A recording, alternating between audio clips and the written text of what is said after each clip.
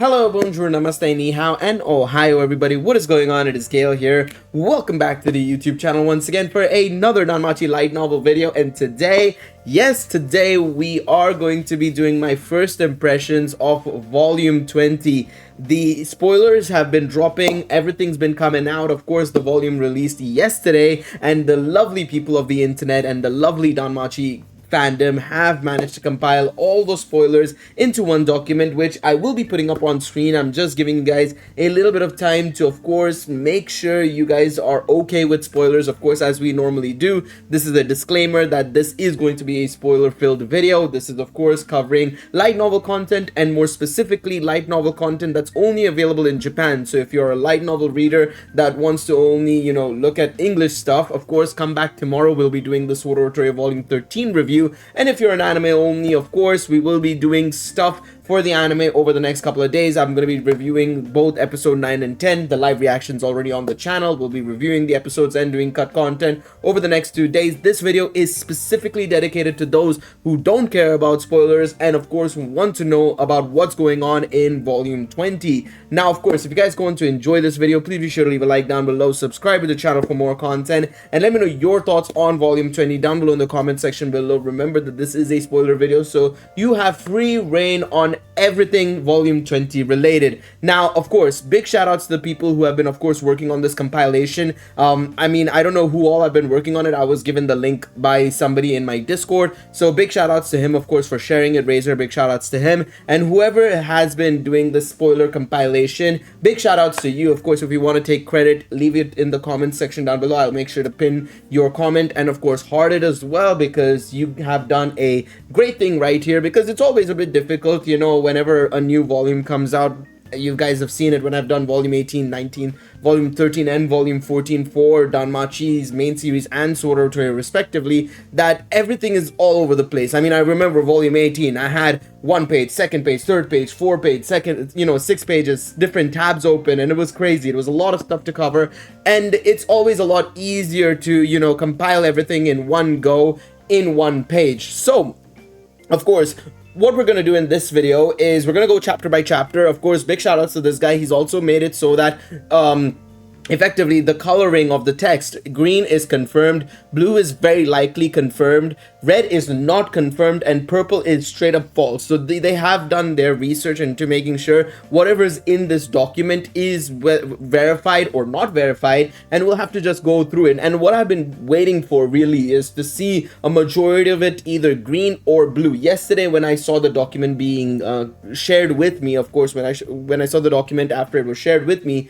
there was still a couple of red lines and a couple of things that were still red. So I wanted to make sure that a lot of it was either green or blue before recording this video. And usually you can wait for a day and a half for it to be actually, full on proper and ready to go. So I'm glad that it's majority green or blue. We'll go through all of it. We're gonna go chapter by chapter, and this is officially the beginning of the end, because of course, if you guys weren't aware, Omori has confirmed that volume 21 and onwards will be the final arc. That is going to be the final stuff for Danmachi's main series. I expect it to go up until volume 25, 24 maybe. So we are in the end game. This is the end game starting now. So let's take a look at what volume 20 has to offer. I am a little bit surprised it's starting so soon. I was expecting maybe one more arc before the final arc began. Something like volume 21, 22, 23 would be a mini arc effectively, and then 24 onwards would be the final arc. But it seems like Omori is ready to get into the final arc. So we're in the end game, basically. We are in the end game. But anyways, let's see what volume 20 has to offer. Chapter 1, Royal Rumble. Let's take a look at that first and foremost. So I'm going to read through each part. I'm going to give you guys my thoughts. It's going to be a bit of a longer video than normal, so I do appreciate you guys sticking around and watching this in its entirety. I really do appreciate that, but let's read this. After Nina left to get her belongings, Seer suddenly appears in the living room giving tea to everyone. Because the bedrooms at Mia's tavern became cramped after Heath and the others came to work there too, Seer asks to live at the Hearth mansion And eventually it is agreed that she will occasionally sleep at the mansion. So that is a very interesting situation to be in, of course, right? But it makes sense, of course, right? At the end of the day, Belle and Ryu are both there, so it's fair in that situation, I suppose, right? Belle and Ryu are later in the kitchen alone while preparing to get more tea. Belle tries to turn down Ryu's confession for the third time. This would be, of course, volume 19, we saw him trying to reject it again, and then of course previously as well, it's happened before as well. So yeah, it's nothing too surprising there. But she asks him not to say anything because she knows what he's gonna say. While putting her finger on his lips, she asks him to let her continue loving him for a little bit longer because she hasn't given up, which he agrees to. I know some fans, I've already been spoiled a little bit on volume 20 stuff. I've been trying to stay away from it because I'd like to, get my first reactions and my initial impressions on screen. But this is something I saw on Twitter, actually. I saw an Eyes fan account talk about the light novel, and they gave their rating. I think they gave it a 9.5, and they said that 0.5 is removed because of this scene. And look, at the end of the day, I like this point because it's, again, a more of an emotional side of things. Yes, Ryu is effectively, Ryu's 21 years old. In reality, if she was younger, then I would understand it even more so, but you have to remember that these are still young individuals, right? Young people, young humans, young beings, people who have not experienced a lot in life, and especially Ryu, who's always been so unemotional until, the Estrella Familia came into play. Then she had that whole tragedy, and now then, she's got this love for both Belle and, of course, her fellow members at the, Hostess of Fertility. I think it's fair for her to be a little bit more emotional and to, continue keeping on to that emotion, even though she knows within herself, and she says it herself, she knows what Belle is going to say. She wants to continue having that feeling, and I think that's absolutely fine, as an individual, that is completely fine to have. She's acknowledging the fact that Belle isn't going to, reciprocate that, but that doesn't mean she can't stop loving him nonetheless. Of course she might move on in the future, but it allows her to keep that feeling for herself for a little bit longer, in my opinion. Ryu's in an empty corridor later, feeling embarrassed over what happened in the kitchen. Sero's also there and tells Ryu that she's not giving up either and plans to go after Belle after he is reincarnated. Okay. Freya is in another level. Seer/Freya is on another level. I mean, this is some Artemis level shit. I think all the gods and goddesses, or the goddesses I should say in particular, I don't know about any gods, Apollo might have a say in the matter, to be fair, but I think all the goddesses have like a rotation now. So, okay, Ice can get him this time around, May next time around, Hestia, after that Freya, after that Artemis, hey, one by one, everybody can have him. That's it is quite funny in that sense. But yeah, Nina, who has just returned and secretly watching Seer and Ryu's exchange, wonders if being closer to Belle is more difficult than getting a job at the guild, which Aina agrees with.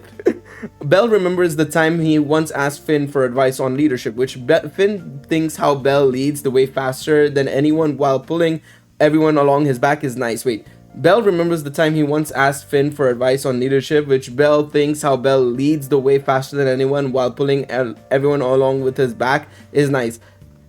It's a little bit weird of the way they've explained it, but I assume they're talking about how Finn, praised Belle for, being quick on his feet and also being able to pull everybody on his back, not letting anybody, down, or not letting anybody leave anybody to the side, leaving anybody behind kind of mentality. He doesn't have that necessarily. He's always like, everybody is with me or not kind of situation, or if I'm with them, down and out for the count, basically. It's either we all come out or we all die together kind of situation, which is kind of cool in that sense. Belle is doing that as Hestia Familia is fighting on the 29th floor of the dungeon right now. They're on a mandatory dungeon to show they are making progress in the dungeon. The guild, they demand they reach at least the 29th floor since they are B-rank familia that has 2 first-tier adventurers and level boost. The Jungle Ravine is a jungle-type dungeon spanning the 29th to 32nd floor and is filled with many dinosaur-type monsters. That is the reason why a lot of adventurers are mainly recommended to be at least level 3 there. So, of course, that would be... Obviously, Belle and Ryu are level 5s and 6s respectively. Belle and Ryu is level 5 and level 6 respectively. You have Welf and Mikoto who are level 2 along with Haruhime and Lily. But with level boost, they can get up there in a bit as well. And, of course, Nina is still... What was Nina? I think Nina was effectively a level 2 as well. So, yeah. With Bell in the front and Ryu in the back, the party is doing well, and Belf and Mikoto obviously needed to be under level boost to be able to fight the monsters on the 29th floor. Nina is also there despite initial resistance of her joining the expedition, since having a healer can increase the party's safety and save some potions. That is true. I mean, that's the reason why I was super happy that Nina is actually part of the Familia now, and it's kind of confirmed here that she is part of the Familia, basically, it seems like, which I think makes a lot of sense, right? At the end of the day, Nina being a healer is effectively the last piece of the puzzle for the Hestia Familia, right? Because you have Bell and Ryu as the main DPSs, you could say. Welf, Mikoto, sort of tank slash support role kind of situation, right? Lily is the tactician strategist, Haruhime is the buffer effectively, right? You could argue that Mikoto is more of like a debuffer, right, with her gravity magic and stuff, right? And then Nina is now the healer basically of the team, which makes it a lot more solidified effectively, the team, right? The party is a lot more solidified. It's a proper raid party in that situation, right? She's been given instructions that seem like Spartan training to her. Few Bloodsauruses with height over 10 meters that normally start spawning from the 30th floor appear. One of them is an enhanced species that became bigger after preying on other monsters while they came up to the 29th floor, but Bell easily defeats them all. The amount of drop items collected so far might make the guild think that the 30th floor is almost already not much of a problem for the party, and they might be asked to go to the 31st floor on their next expedition. So Lily wants to collect more drop items. The party repeatedly goes back and forth between the 29th floor, where they collect monster drops, and the 28th floor, where they rest.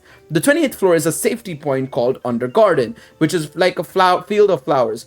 Boris told Bell before having a town like Rivera on this floor is not worth it since it's too deep and not many customers would be here, but transactions between parties can still happen here. So basically, it is sort of like Rivera, but not exactly like Rivera. It is a safety point, as it's mentioned, but it's not meant to be like a full-blown town like what Rivera is. Rivera is a town on the 18th floor, like Boris said in Tibella, which is, I think, makes a lot of sense, is that the 18th floor is like that checkpoint effectively for a lot of familiars, because they're all around level 1, 2, 3, they can all convene over there, and that's the best position for a lot of younger familiars and a lot of experienced familiars. Whereas having a town higher than that, well, you're gonna have a couple of familiars, like your Loki familiars, your Freya familiars, potentially your Ganesha familiars that are much stronger and have more stronger individuals. Yeah, sure, but not a lot of familiars are like that necessarily, right? There's only like a few familiars that could be on that caliber, and so it makes sense for there to be only a smaller safety point, but not a full-blown town like Rivera. While they are resting, Mikoto mentions that she noticed Haruhime's level boost effect was 5 minutes longer when they were fighting earlier. Nina reveals her magic Magia Chris can extend duration of buffing effects from magic or items. Okay, now that is important as hell. It is impressive, and it makes her even more broken than what she was previously. Of course, we saw in Volume 19. If you haven't, be sure to check out my light novel review for Volume 19. We cover Nina's magic a little bit more there. But that makes her magic even better, because already her magic beforehand with the whole cure-all ability, effectively, which was insane, heal statuses and everything, was super good. This is even better, because now it goes hand in hand with Haruhime, majorly. Like, her level boost is already now longer because of her level up, and it's now even longer than that because of Nina, and that is going to be super important in the final fight. We've said this before, and I'll say it again. We're gonna have characters like Otaro, Finn, Bell, Eyes, Leon, so on and so forth. These characters that are all level 6s, 7s, Bell will probably be 6 or 7 by the time we face off against the one-eyed black dragon, and we're gonna have all of these, monsters going up against the one-eyed black dragon. They're gonna get a level boost from Haruhime. You're gonna see them getting to level 8, level 9 potentially. You're gonna see Bell to level 7, level 8 potentially, depending on the situation. Otaro will probably be level 8 by the time the one-eyed black dragon fight starts, probably level 9 by a boost and beastification. And so, in that situation, having Haruhime's whole level boost thing be active for even longer is going to be super important. And especially if Nina can potentially get a little bit of an early level up as well, even though she's just joined the party, maybe because of her experience and everything now coming into play, being in the dungeon, going up against more monsters, training with the Familia a little bit more, you're going to potentially see this even grows stronger as well. So we're gonna have to wait and see how that goes, of course. This surprises everyone, particularly Lily, Mikoto, and Haruhime, who insist that Nina officially joins Hestia Familia as soon as possible. So, okay, she joins it under a sort of trial basis, and now we're seeing an official basis as well. Belle, Ryu, and Welf who are watching this interaction between the others, think Nina is blending in well. During Hestia Familia's third day of expedition, the naming and ceremony of Donatus is finally held in Babel after some delays due to the incident with Freya and the school district arriving. Loki is not present because she's busy with her own Familia's expedition. Bell is the biggest topic since his new name has spread to the entire world after the war game. Suggestions for Bell's new alias include Hyper Ultra Chaser. I just saw the line below it and it's kind of funny. Hyper Ultra Chaser, Tartarus Groom, New Generation Zeus, and also Bell Flova, my husband. I knew that. I saw that and I was laughing, to be honest. Suggested by Seer, who is serving the deities there, but eventually they are taking it seriously since it would be bad to anger Hestia, who is now one of the top deities in Auraria and backed by Freya's children. They think Bell might rank up again before the next Donatus, so they decide to put on hold on deciding Bell's new alias. Lily's alias is Little Marshall, which makes sense, of course. Marshall, you know, being a great tactician now, and it's amazing. And Harime's is Riko Kinsho. Riko Kinshu. What does that mean? I'm gonna need to figure that out. I'm gonna need to translate that if possible into English and see what that could mean. Golden Lord of the Six Lights, which is, yeah, I mean, that's quite grand for a level 2. Oh yeah, Riko Kinsho. It makes sense. Six Lights, yeah. Lily's alias means great strategist of the Palom and is a reference to Little Rookie. That makes sense. Harime's initial suggestions include Cheat Sheet, Super Rule Breaking Fox, Sparkling Cheat, and Chico. Cheat Fox, that's crazy. While still in the middle of the naming ceremony, a god comes into the room and saying something big is happening outside. While returning home from the expedition, Hestia Familia is talking about how well Nina did. Ryu was able to focus more on combat and they didn't use up any potions at all, which is actually quite impressive for what is a smaller Familia. And of course, yes, we have 2 overpowered Familia members in Ryu and Bell, of course, right, down in the floors where they should be able to easily beat the enemies, right? They said that level 3 was the point where you should start going into floors 29 and onwards, right? But still makes sense now, you know, as to why even still, you know, they have to also protect their other Familia members who are level 2, boosted up to level 3, but still level 2 effectively, right? So it's pretty impressive in that sense. While watching, the level 2 members of the party then fight the monsters on 15th floor by themselves to get Exilia, while Bell and Ryu watch over them. Makes sense, okay. While watching, Ryu remarks that Nina's magic looks close to royalty, and she had suspicion when she first saw Nina having some green-colored hair. After they exit the dungeon, they see many students on the streets protesting the guild's excessive collection of the school district's orichalcum supply, and they threaten to cut relations with Auraria, including ending recruitments and internships. Okay. Interesting. So they see many students protesting the guild's excessive collection of the orichalcum supply. Okay. Interesting that they're protesting that, but all right. Well, it might be due to the fact that they're hoarding it more and they're not providing it to the school, and you know, so on and so forth, which makes sense, I suppose, in that regards. An enhanced Bloodosaurus goes from the 30th to 29th floor, gets easily defeated by Bell, not as intelligent as Moss. I guess this is in relation to that as well. And this is basically, I assume, a bit of a summary as well of what happens above, which is completely fair. Okay, that's chapter 1. Chapter 2, The Lion and the Sword Princess. When Hestia Familia gets back from the dungeon and tries to go to the guild, they see a massive group of what seems to be every student from the school demanding they give them the orichalcum back. The girl making the demands is unnamed, but from her description, it's almost definitely Elisa, who was Lafia's best friend and during her days in the school district. Elisa's appearance comes in Sword Rotoria 13. Again, a bit of weird that they don't explain it right here, and just go over it kind of a little bit more. Maybe Lafia could have been introduced here as well, but all right. She then introduces that, or announces that all students must return to the school district and that all of the students' active internships are cancelled until the orichalcum is returned to them. Tension between the gods and citizens of Auraria are high against the guild because all the familiars lost their chance at potential new recruits, and all the shops that are specifically stocked up items aimed for students of the district to purchase during their stay in Auraria are financially in the red now that the students are not allowed to leave the district. Okay, yeah, I mean, to be honest, everybody's pissed off with the guild, especially after their shenanigans in Volume 18 with the Loki Familia not being allowed to participate and everything, right? you know, the guild is not in a great spot right now, especially Royman in particular. Let's be real here, right? I think it'll be Royman in particular that's going to be quite frustrated. Hestia's familiar discussed the situation and also want Nina back. So having Belle go back to the school as Robbie. Oh my god, not again. Oh, not again, man. Belle notices that the students are visibly angry with Orario as he expected they would be. And then he meets up with Nina and the rest of their squad and discusses the situation with them until Leon comes there and asks Belle to come with him. Leon and Balder discuss the situation with him and tell them that the guild and Loki's familiar, Otarl, seems to be involved in the situation too. One, the school district's Orichalcum, which is a vital resource of the school district since the ship is literally made from it, at least partially. He tries to aggressively demand they give it to him when they do not seem to want to because they disagree with him. The guild wants to create a stake made out of orichalcum to punch a hole through the wall of the dungeon in the deep levels and make an elevator so they can quickly get there without having to go through the dungeon through the entrance. Interesting. Yeah, I mean, okay, so there was discussion in the volume 19 about a, you know, elevator, right? And it makes sense as to why they need the resource to be able to actually punch through the wall. But Leon told Belle that he didn't think it was a good timing with the recent occurrences in the valley. Now, of course, if you guys didn't remember the whole situation with the valley and everything, remember the school district is setting up a barrier basically for the valley, if I'm not mistaken. I'm pretty sure it's now confirmed effectively with this line that there is something there, you know, there is something there that is very concerning. And of course, you know, obviously with the dragon being out and about in the overworld, but obviously in the valley more specifically, and the barrier and everything, yeah, I think they kind of need to keep the orichalcum with the school district.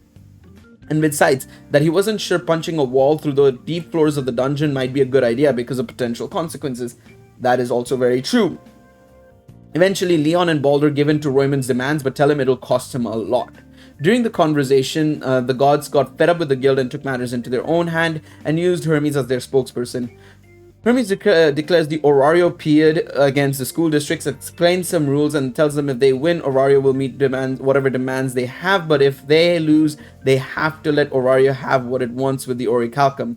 Leon then convinces to help him in the Orario Piad in the way that he says won't position him against either the school districts or Orario. So this is, of course, Belle he's telling to convince to help him in the Orario period where he's in the middle basically, which is kind of unfortunate in that sense. But yeah, so this is the reason why we have this Olympiad effectively between Orario and the school district. Belle and Ice trains again, and of course I will read this. This is I found very funny because I read about this matter, which was quite funny to be honest.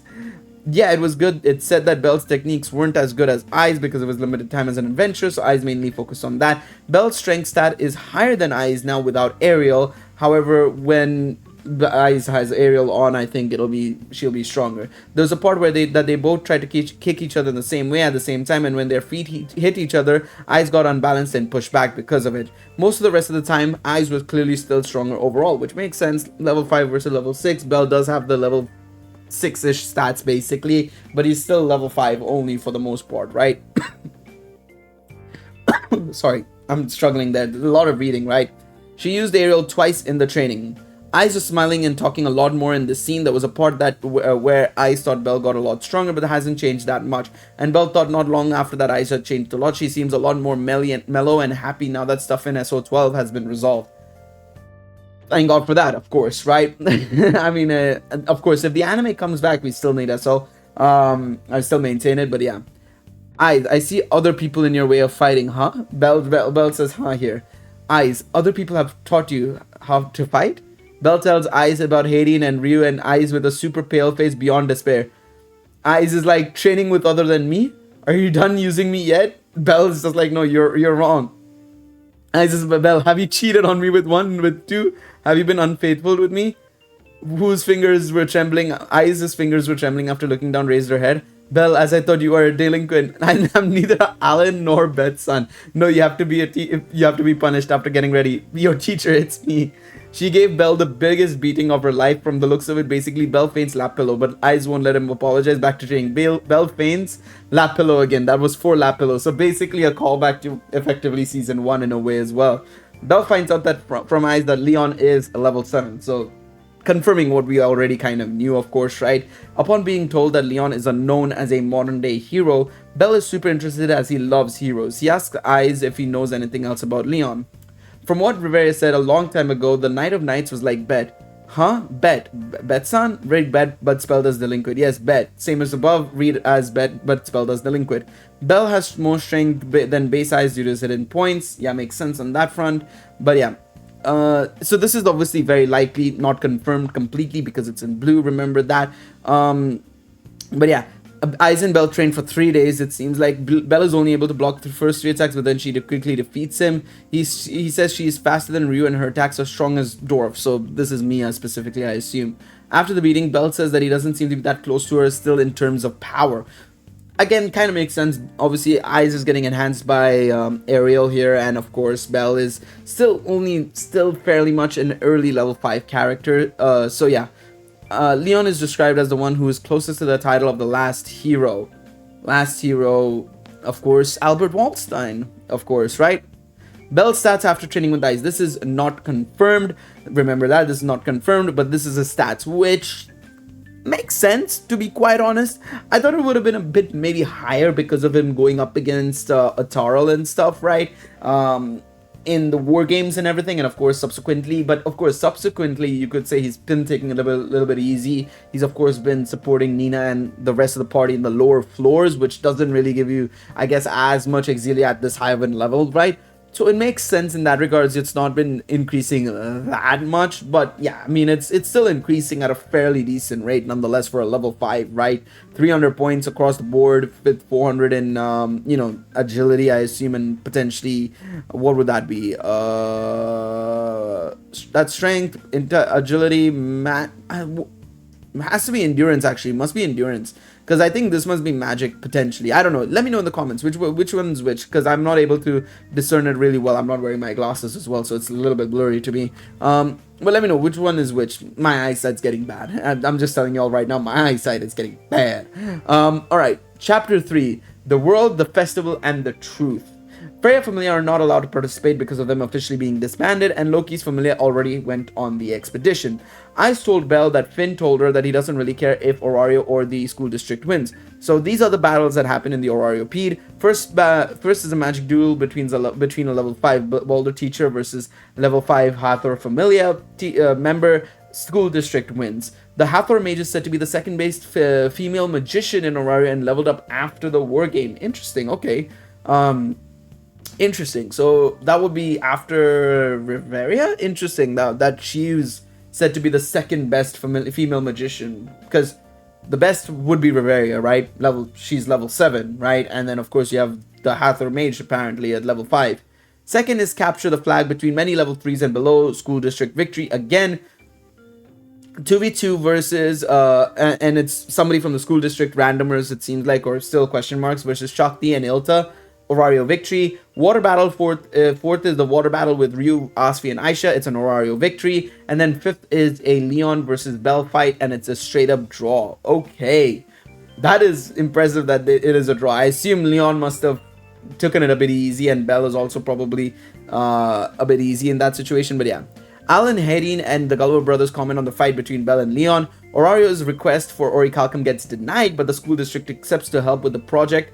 The Orario Piad is happening parallel to the Loki Familia expedition. Rather than Bell and Leon fighting and deciding who wins the last competition, they both together defeat the dragon. And while Orario and the school district is watching, in a sense, they show them how bad the current state of the world is. They both together defeat the dragon. So I assume there must have been a dragon or something. In a sense, to show them how bad the current state of the world is. And in order to overcome the calamity, they show them that it is necessary to work together. So rather than someone winning the last round, it ends in a draw between Orario and the school district in the last match. Since Leon and Bell, also Nina, defeated the dragon together. So in that sense, Bell did not have to take a stance and they both worked together in the end. The fight between Bell and Leon in the Orariopede is used as much more as Leon training Bell, which makes sense in that regards, of course. Leon and Balder give a letter to Bell to give to Hestia before he goes to meet Leon before they leave together. She made Welf make him a short sword, which is a Crow's magic sword, and a great sword that Bell thought when he saw it that he never saw a weapon of its quality before. Probably in the context of among the weapons Welf has made so far, which, I mean, yeah, makes sense. Otherwise, Hessian knife. I was gonna say Hessian knife exists. Nina confirms that Leon is the son of 2 half-dwarves. Okay, that's interesting. Leon's magic is enough to break through Otarl's absolute defense head-on. So, okay, if that's the case, and this is very likely, so I'm gonna assume it's true. All the very likely stuff, I'll assume it's true. Not confirmed, I won't talk too much about it. But that means, obviously, okay, the second point immediately says it. Otarl is someone who has absolute defense, and Leon is somebody who has absolute attack. So Leon is way stronger offensively, it seems like, which is going to be insane. Hegni and Otarl do not appear as observers at Leon and Bel's battle. This will probably be revealed in SO15. Makes sense because we did see earlier on that Otarl had some involvement with the Loki family in some situation or another. So we'll see what happens there. Leon gave Bel a real baptism where he tried to teach him a technique that only Leon and Otarl possess. Okay, interesting. I wonder what that could be. Alright, so now chapter 4 is a lot of very likely stuff, not confirmed stuff. So we'll still treat it as it's most likely the case, but we'll see. Chapter 4, Night Afterglow. During Bel and Leon's fight against the dragon, Venom Sky Centipede Dragon, Bel uses several firebolts and Argonaut charge attacks, including Grand Bells and Argo Vessels. He was able to do this thanks to Nina's magic. Bel gives the finishing blow with his own version of Afterglow, and Bel uses the new greatsword made by Welf during this fight. Leon tells Bel that Zeus and Hera's familiar discovered it was a monster that originated from the 67th floor of the dungeon. 67th floor! I mean, we know that the homies, Loki familiar, are going to the 60th floor, but the fact that Bel is able to, well, obviously with the help of Leon, take on a 67th floor monster is pretty insane. The OEBD can command other dragon-type monsters and commanded them to gather to it during Albert. Okay, we're talking about Albert now. Albert's battle with it. Okay, that's crazy. That is absolutely crazy. Leon and Bel then travel to the valley together and see a seal made of wind that the OEBD is... Okay, things are happening a bit too quick now. They've actually gone to the valley together. Okay, the OEBD is trapped inside along with the other dragon-type species that gathered to it during its battle with Albert. Leon tells the Bel that a great spirit sacrificed herself to create a seal during the Albert's battle against the OEBD. Okay, so this was stuff that was false. So we'll take a look at what was the false stuff and not talk too much about it, and we'll see how it goes. The OEBD would have died from one of Albert's attacks if it wasn't because it absorbed our Arya. That would have been nuts.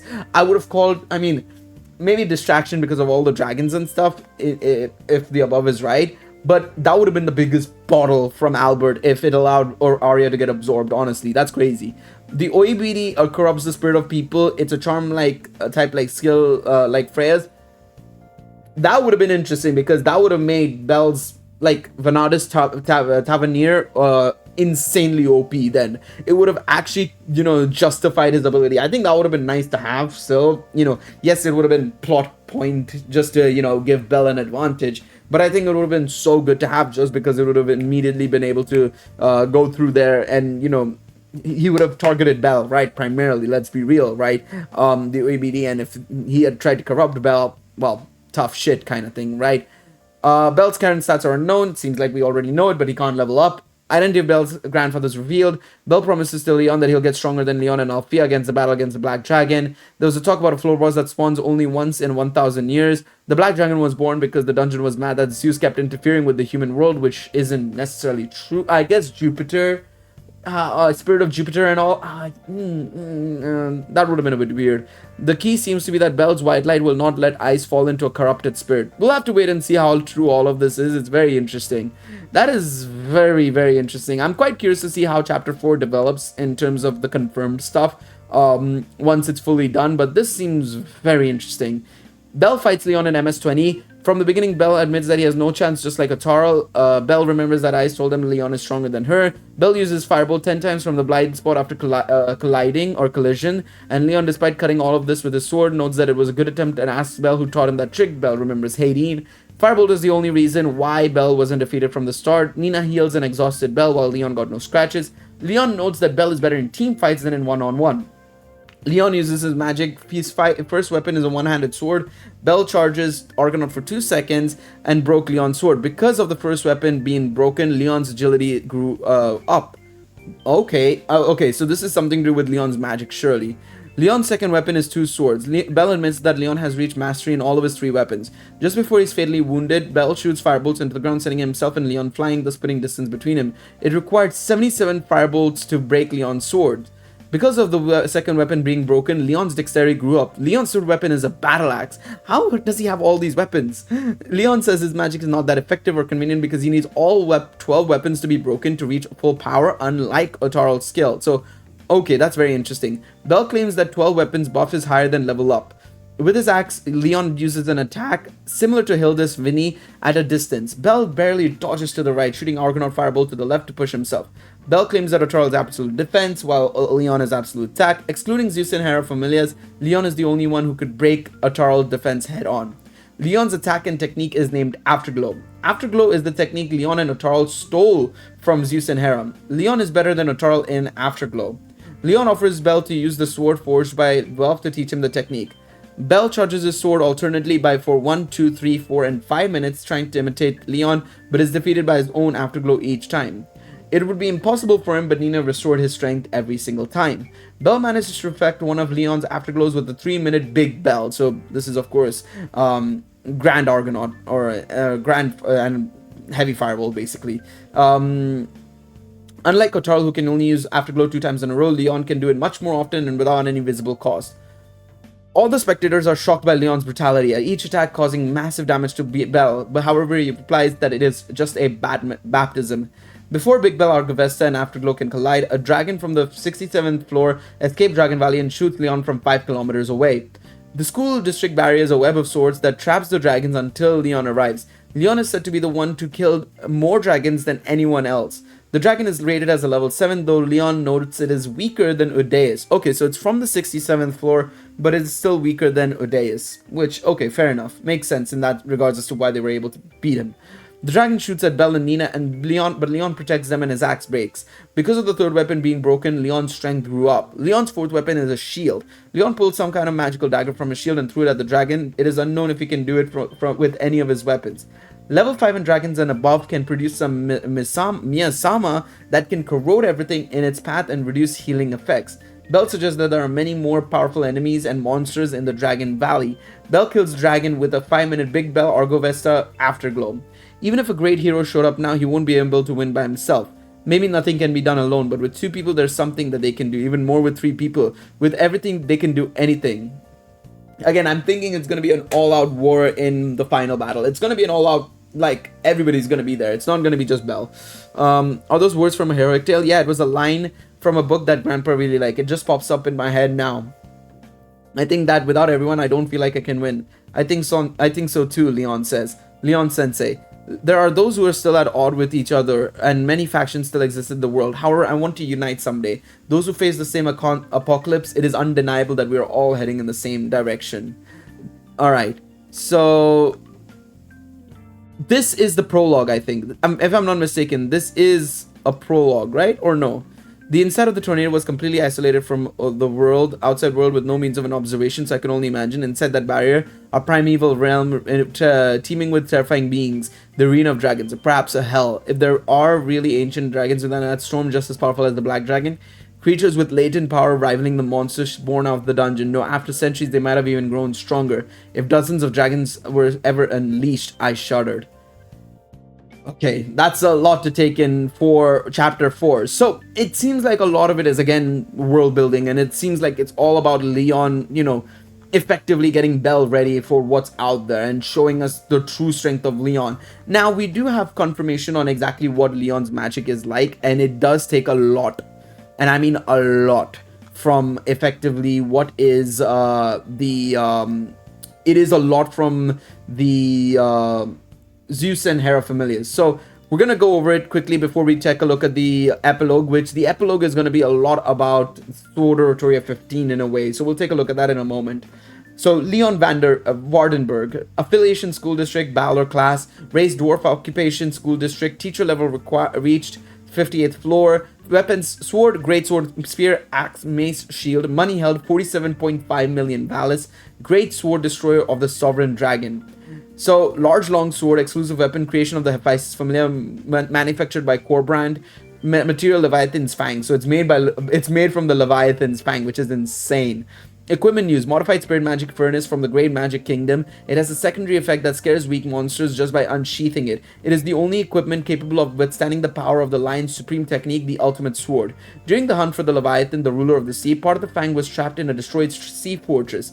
Baldur kept it secret and later commissioned the weapon to be made for Leon. Tsubaki nearly died of emotion while Colbrand. It was manufactured by Colbrand, as in like Tsubaki Colbrand. Colbrand's her last name. I completely forgot her last name. That's why I was confused. So Tsubaki made the weapon for Leon. Although the materials were provided by the academic district, the operating cost of the magic furnace and box amounted to 1.3 billion valis, making it a weapon of supreme class. The modern hero receives abundant funding and support from other foreign factions fascinated by the modern hero. Leon thinks, if it were possible, I would like to get rid of it, as it has generated too many links and complications. Now this is his magic, which is insane. So status: level 7, strength S999, stamina S907, dexterity 815, agility 637, magic 616. So he is actually pretty close to leveling up, you could argue as well, right? A little bit more dexterity, agility and everything. He could be level 8 as well. He's pretty much close to level 8. And not to mention, he's got his magic, which is insane. So we have Blaze of Round, 12 stages of round table reinforcement. Vargil, first test sword, strengthens agility. Galba, second test sword, strengthens dexterity. Darbazal, third test sword, strengthens strength. Fail, fourth mock sword, strengthens endurance. Fifth mock sword is another name. 1 second, let me see if I can get it. Philion, I think, is the fifth one. No, wait, 1, 2, 3. Semilate is the fourth one. Okay, Semilate is the fifth one. Strengthens magic. Algar, sixth test sword, all development skills are corrected and improved. Melvatore, seventh test sword, all skills are strengthened. Zord, and yes, that is Zeus and Hera's Zord. 8th test sword, all basic skills are strengthened. Althea as in Althea, bells on Althea. Magic effectiveness improved. Reginant, 10th trial sword, temporarily activate advanced skill. Maxim, I assume this is. 11th trial sword, strengthen supreme strike and supreme light. Ragnaras Leo, I think this is probably Empress or something, I don't know.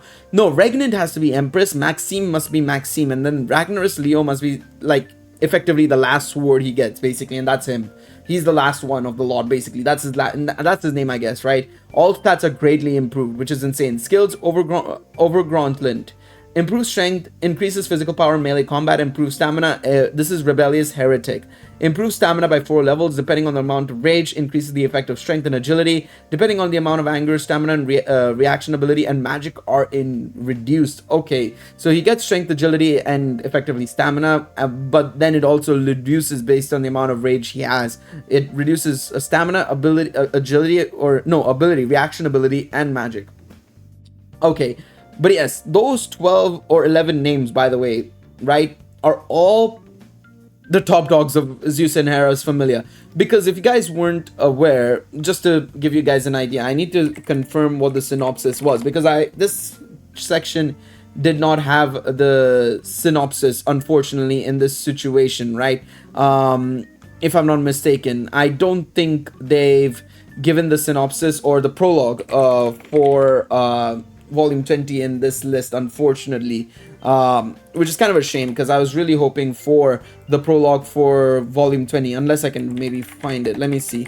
Volume 20 prologue. Let's see. Because unfortunately, right, the one thing I will say about volume 20 that this unfortunately doesn't give is the prologue, where it talks about how Leon was there seeing Althea's magic and all of these other big names, the Zeus and Hera familiars. But yeah, okay, here it is. I'll just read through it quickly right now, so you guys can have a understanding of why he's so in love with the whole thing of, you know, the magic side of things and everything. So let's take a look at this. All right. Someone dreams of the times they saw someone dreams of the time they saw the hero in the vast ocean where darkness, despair, and a monstrous roar devoured all things. They saw the hero's radiance. Despite the immense impact of the ocean and the raging waves destroying all, The light of the hero aboard the sea fortress known as the Academy never faltered. They recall holding on to the planks of wood, staring in awe at the grand chant of the witch with ashen hair being Althea, pushing back the torrential rain with their immense power, causing the Sea King to let out a roar of terror.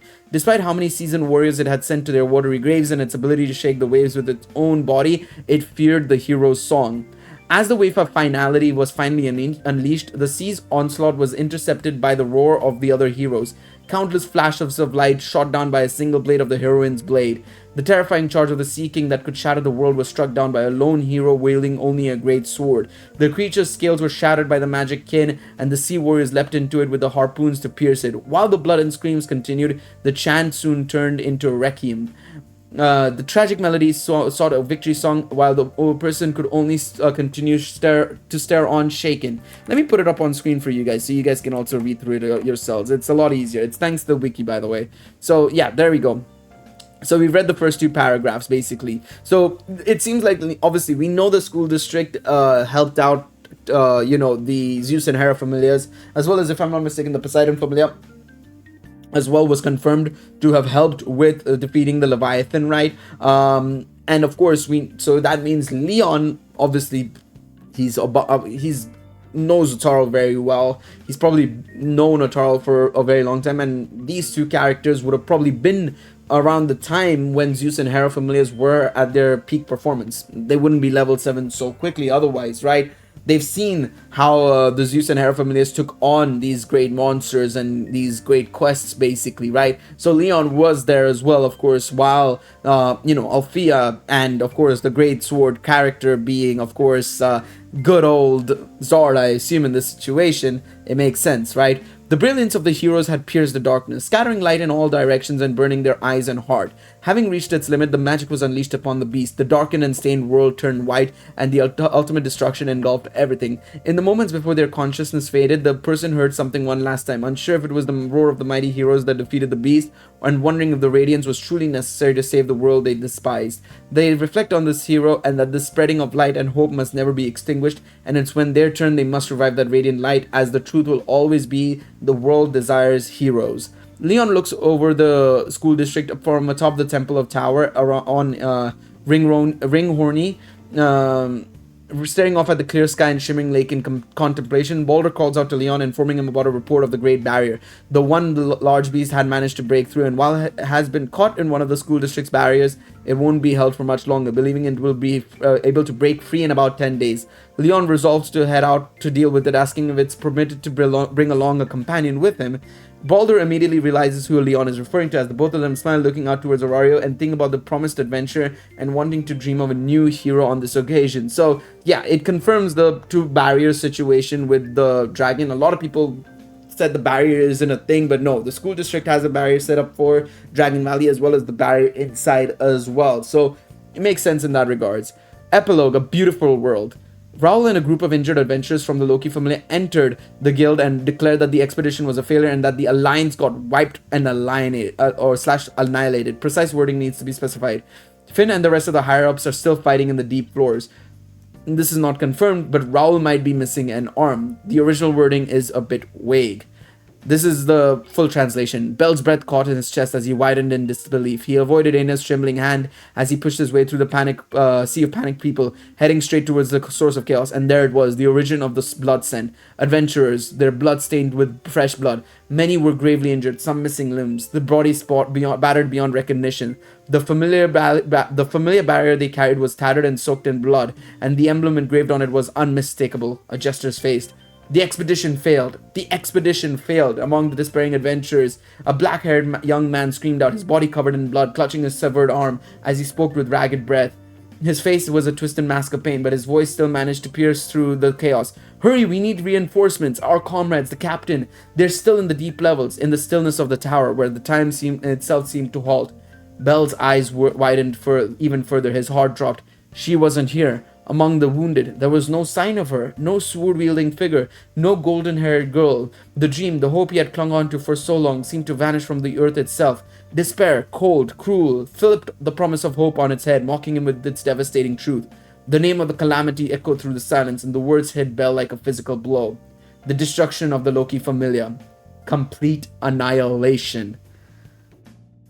That is crazy. I mean, it's gonna be crazy. It is a very crazy situation. The epilogue is insanely, despair filled, and it's very promising to see what will happen in Sword Art Online 15, because of course we're gonna see what happens in Sword Art Online 15, because now it's all happening together at the same time, right? But volume 20 seems very promising. Of course, Bell's Alliance is decided to be Regulus Arna. Now, we decided to do a little bit of research, my Discord and I, in exactly what this is. I knew Regulus meant king / ruler in Latin.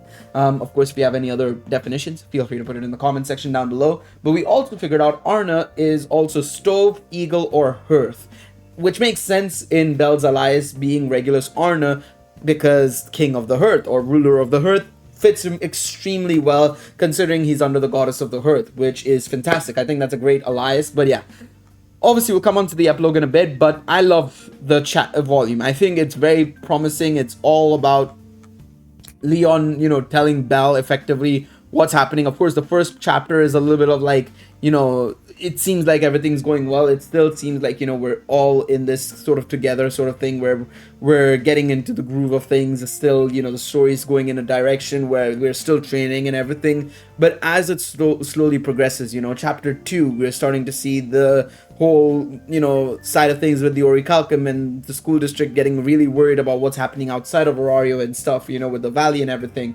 And then we start seeing Leon, being like, okay, we need to do something here. And then we see Eyes training Bell. And then, of course, from chapter 3 onwards, it's all about Leon showing Bell that it's not going to be something that's going to, wait for you. It's going to happen soon. We're getting to that point where it's extremely close. Everything is coming to a head now, effectively, and I can see why Omori is now moving into the final arc, because if dragons are already coming out from the dungeon, or not from the dungeon, but from the valley, and we're now getting into a point where Bell is now like, okay, he's realizing what's out there, he's now understanding what's happening. We're getting to a point where we're moving into the final arc. It's confirmed. It's not even a question. I mean, of course, Omori's gonna confirm it via his tweets and everything, right? That's all well and good. But this is confirmation that we are now getting into the finale of volume, of Danmachi. Not volume, there's no volume, it's the finale of Danmachi, which is insane to say the least. It's crazy to say the least. I'm very excited. I am quite nervous, of course, at the same time, and a bit, it's obviously now coming to a realization that we're getting close to the finale, but it is also a bit of a like, okay, it's now nervous time, because finales are always very difficult to do, in all honesty, but for the author, because you have to fulfill so many promises, so many plot points you've developed, so many things you have to do, and Omori's not given him any sort of, respite. He's not given himself any sort of respite by having this whole 1 year thing. It's obviously something that a lot of people are concerned about. I am myself, I'm a little bit concerned about it. I'm not as concerned as other people, but you have to understand that if Albert couldn't kill the One-Eyed Black Dragon, and we know that he is the strongest character in Danmachi, and we had Maxime and Empress, level 8 and 9, Althea Zard, and all these other, Zeus and Hera family members who were potentially level 6, 7, or 8, or level 6 or 7. We know there was only one level 8 and 9 with the Zeus and Hera families, but even then they had a level 8 and level 9, and then you had a plethora of level 6s and 7s potentially, right, in Zeus and Hera's familia. How are these guys gonna do it? We know that they have skills and abilities. Like, Leon's magic is ridiculous, by the way. I just want to point this out, by the way. Yes, he needs to destroy his weapons to get all of these strengthening abilities, but like, bro, let the fucking dragon destroy it. Just throw it in front of him and just let him destroy it or something. You know what I mean? I mean, I don't think it matters too much, because let him cook. Let him cook those swords instead, because this is crazy, bro. And then, not to mention, if they level up as well, it's a lot to consider. It's a lot to consider. Now, these are the illustrations. We're going to go over them while I talk about the light novel, but it's going to be very interesting. Of course, this is a very lovely illustration of Seer getting pulled back by Hestia. Eyes in the lap pillow, of course, right? We've got all the names and members, of course, right? Going over the cast and everything. Nina, it seems like Eyes, Leon, of course, right? It's gonna be insane. It's gonna be insane, man.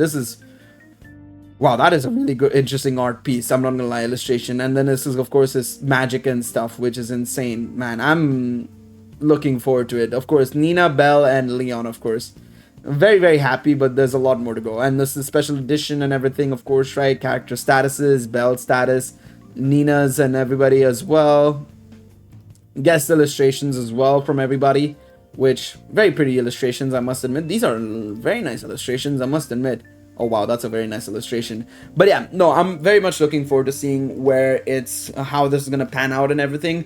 Let me know if you guys would like to see stuff about these short stories. I assume there will be short stories being shared as well. We'll take a look at those as well at some point. But yeah, 50 minutes, my first impressions, a lot to cover, a lot to talk about. Let me know if you guys want to do maybe something in regards to volume 20, more of a live discussion, and maybe if you want me to come back when a lot of the stuff has been confirmed and everything, because of course, as you guys can see, this is still very likely stuff. It's not very clear cut or anything, but I wanted to talk about it. I'll share this document with you guys in the comment section down below or the description. You guys can check it out for yourselves. 2 very long videos in one day. Hopefully you guys enjoyed it. Leave a like, subscribe to the channel, and I'll see you guys in the next one. Take it easy, everybody. Bye bye.